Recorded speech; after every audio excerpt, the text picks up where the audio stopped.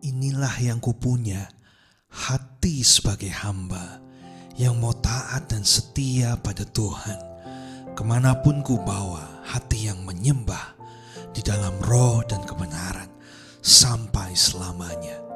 Saudara, biar ini pujian dari dalam hati kita, dari dalam kesungguhan hati kita mengatakan pada Tuhan bahwa untuk selama-lamanya kita mau memiliki hati sebagai hamba. Karena itulah yang Tuhan kehendaki. Sama seperti Yesus yang telah menjadi teladan bagi setiap kita. Ia telah mengosongkan dirinya, turun ke dalam dunia ini menjadi rupa manusia. Dia yang Tuhan, dia yang Allah, dia mencari kita. Ini suatu kerendahan hatian yang luar biasa yang patut kita miliki sebagai pengikut-pengikut Kristus, saudara. Hari-hari ini kerendahan hati menjadi sesuatu yang sangat langka. Jika seseorang memiliki kekayaan yang begitu banyak, atau mungkin seseorang menduduki satu jabatan yang penting, atau mungkin seseorang memiliki intelektualitas kepintaran yang sangat tinggi, maka sangat sulit sekali bagi orang tersebut untuk memiliki kerendahan hatian. Karena dia telah merasa memiliki segalanya, merasa lebih tinggi dari yang lain, merasa lebih tahu daripada yang lain. Tapi ini satu hal yang harus kita miliki sebagai anak-anak Tuhan. Rendah hati, memiliki hati hamba. Sama seperti Yesus pada waktu ia hidup dalam dunia ini. Dia pun memberikan contoh teladan bagi setiap kita. Filipi 2 dimulai dari ayat yang pertama, saudara. Judul perikopnya adalah nasihat supaya bersatu dan merendahkan diri seperti Kristus. Jadi karena dalam Kristus ada nasihat, ada penghiburan kasih, ada persekutuan, ada kasih mesra dan belas kasihan. Karena itu sempurnakanlah sukacitaku dengan ini. Hendaklah kamu sehati sepikir dalam satu kasih, satu jiwa, satu tujuan. Dengan tidak mencari kepentingan sendiri atau puji-pujian yang sia-sia. Sebaliknya, hendaklah dengan rendah hati yang seorang menganggap yang lain lebih utama daripada dirinya sendiri. Dan janganlah tiap-tiap orang hanya memperhatikan kepentingannya sendiri, tetapi kepentingan orang lain juga. Orang pada umumnya, saudara, ingin kehidupannya dihormati oleh orang lain.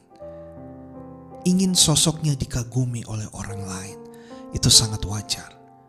Dimanapun kita bertemu dengan orang, kalau kita bertanya, mungkin sebagian besar mereka akan menjawab seperti ini, bahwa saya rindu supaya orang-orang bisa menghormati saya.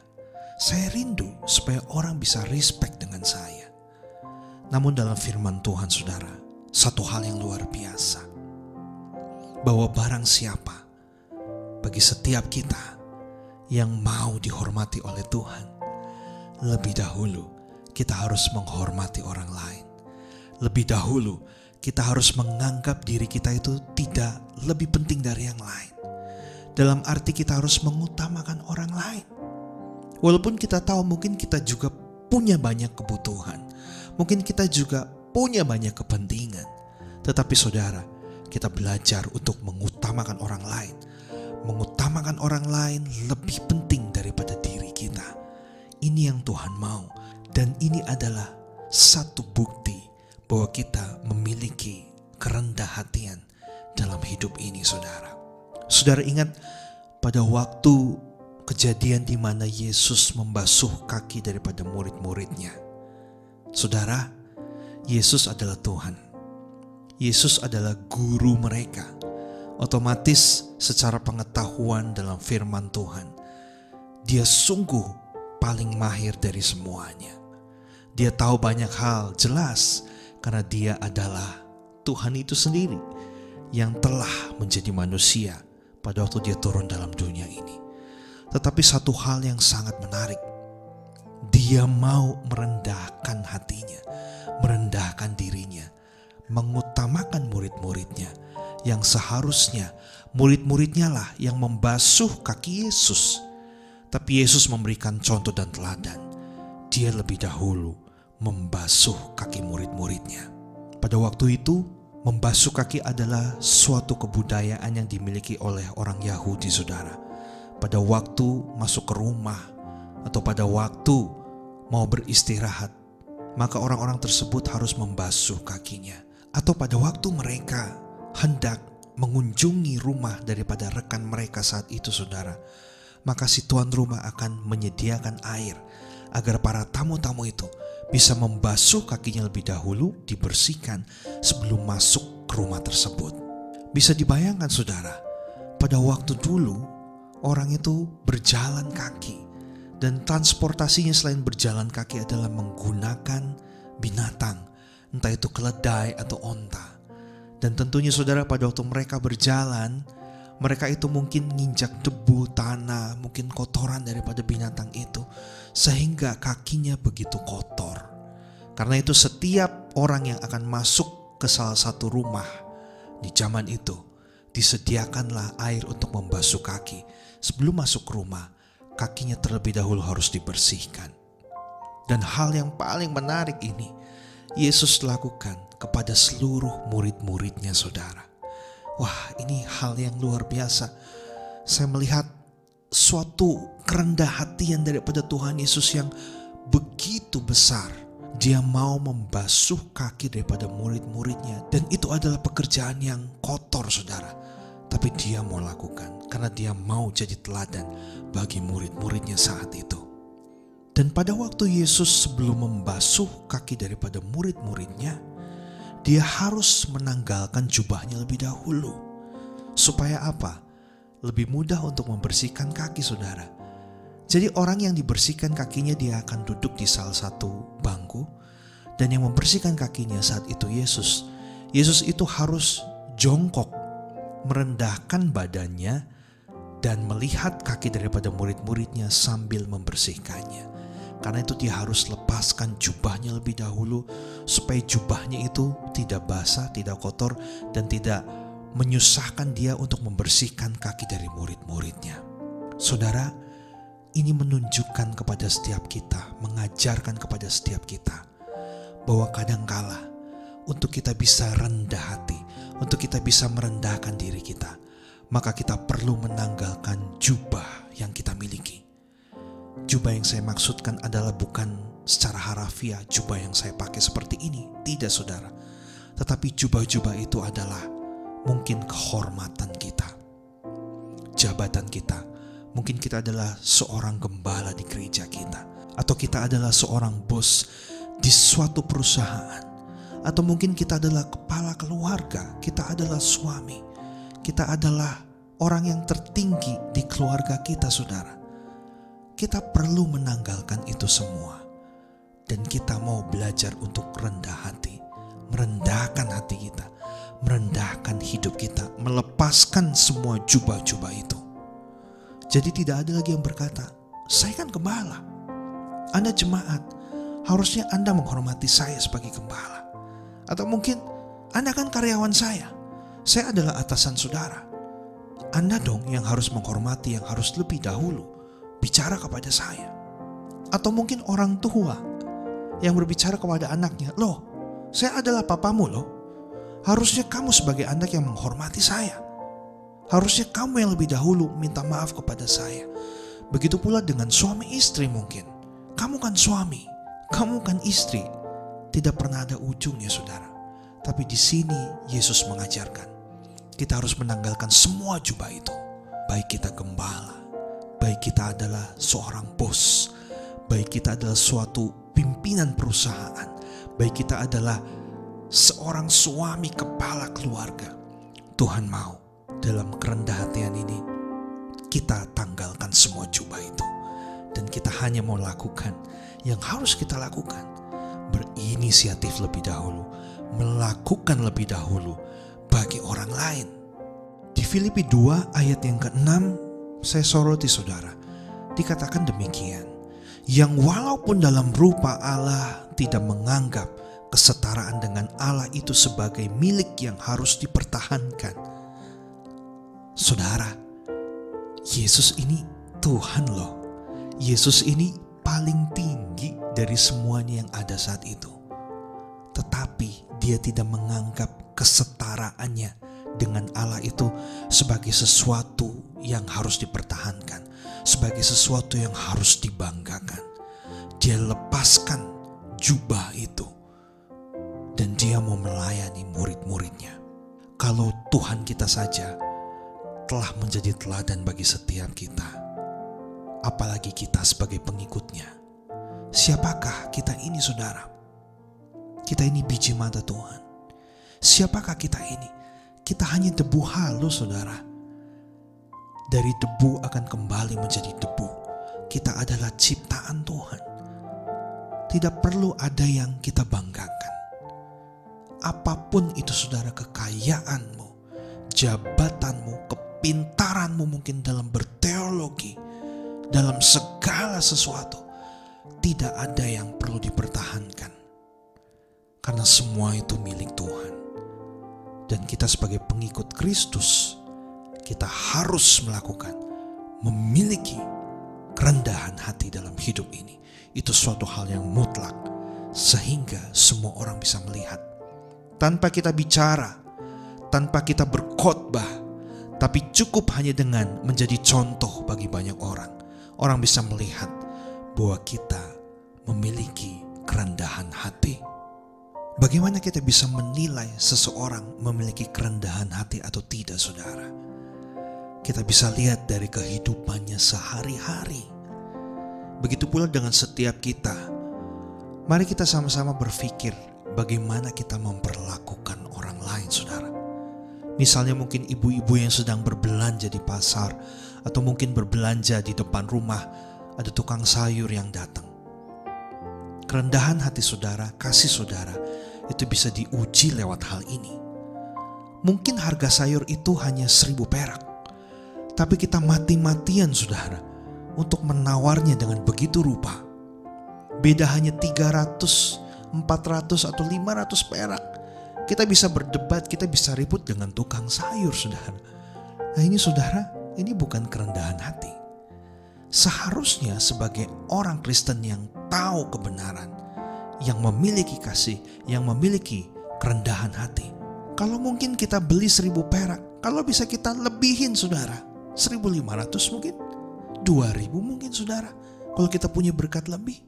Kalau enggak, jangan nawar, saudara. Karena sikap kita, bagaimana kita memperlakukan orang lain, dalam hal ini adalah tukang sayur, saudara, itu dilihat oleh banyak orang, dilihat oleh tukang sayur itu sendiri. Jangan sampai mereka memiliki image yang buruk terhadap orang-orang Kristen.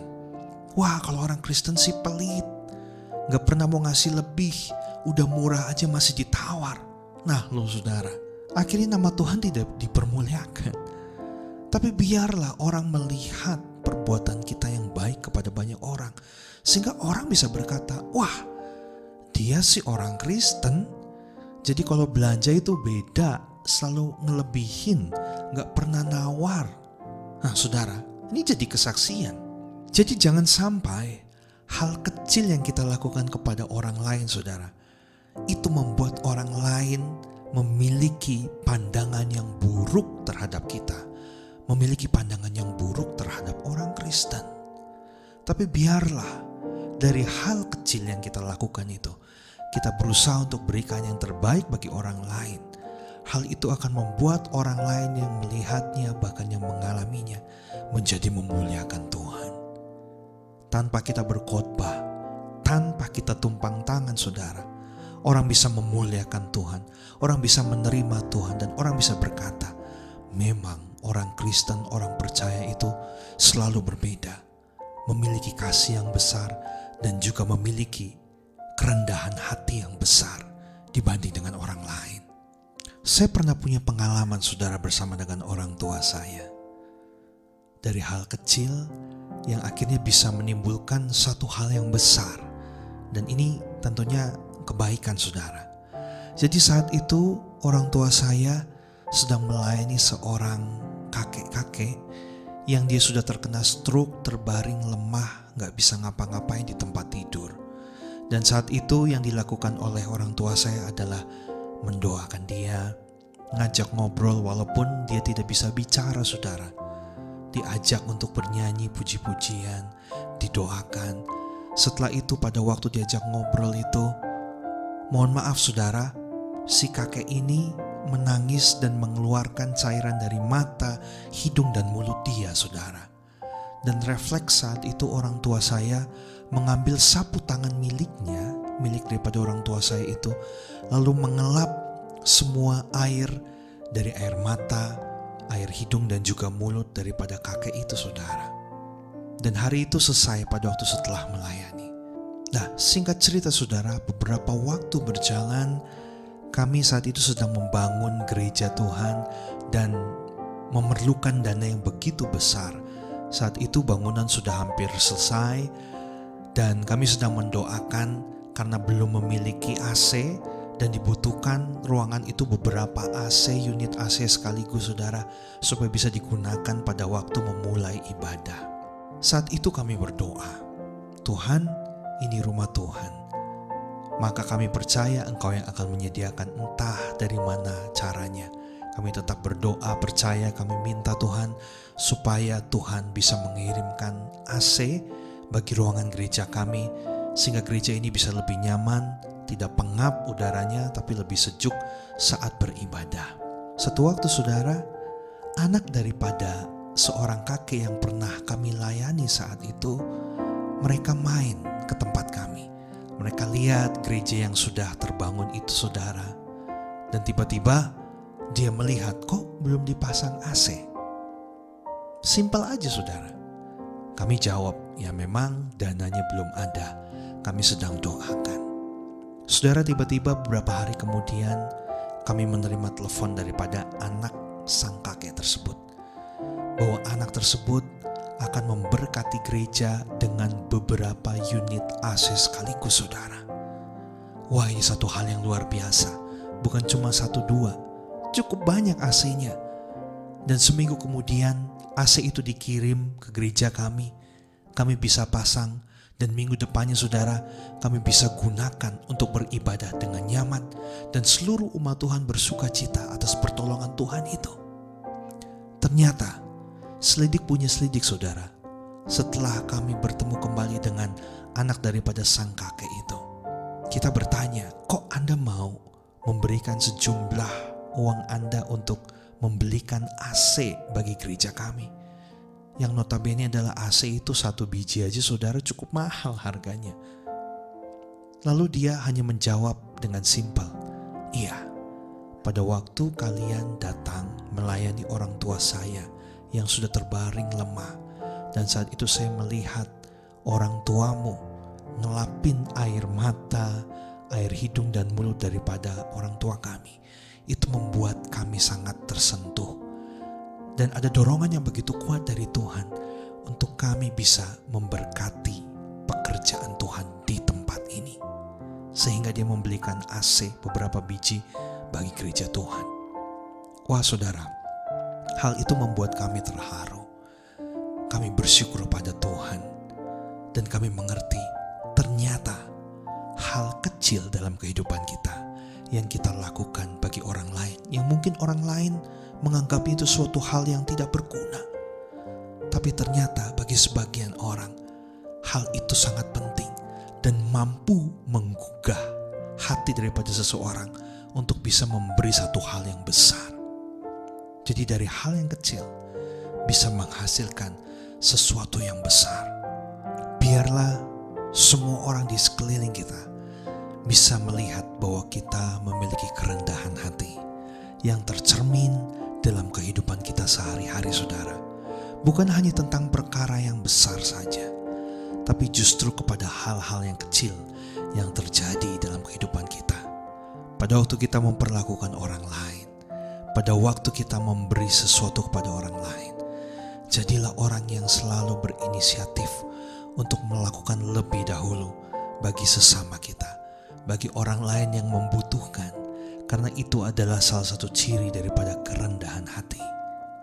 Apabila setiap kita mau menyenangkan hati Tuhan, apabila setiap kita mau ditinggikan bersama dengan Tuhan juga, sudah seharusnya kita lebih dahulu menjadi seorang hamba, memiliki kerendahan hati dalam kehidupan ini, mau melakukan lebih dahulu bagi orang lain, menganggap orang lain lebih penting, dan juga menjadi teladan dalam kehidupan kita, berinisiatif lebih dahulu dalam segala hal, sehingga orang bisa melihat dari semua hal yang kita lakukan, bukan hanya hal yang besar, bahkan hal yang terkecil sekalipun, orang bisa memuliakan Tuhan dan mereka bisa berkata bahwa sungguh orang Kristen, pengikut Kristus adalah orang-orang yang berbeda karena mereka memiliki kerendahan hati